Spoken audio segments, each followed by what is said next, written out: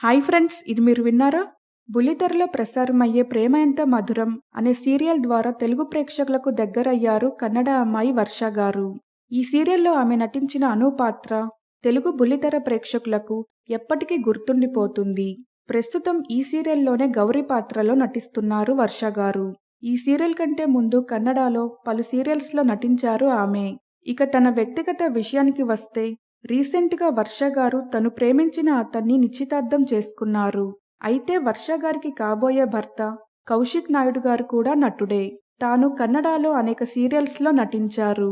కాగా వర్ష కౌశిక్ గార్లు కొన్నాళ్లుగా స్నేహితులు.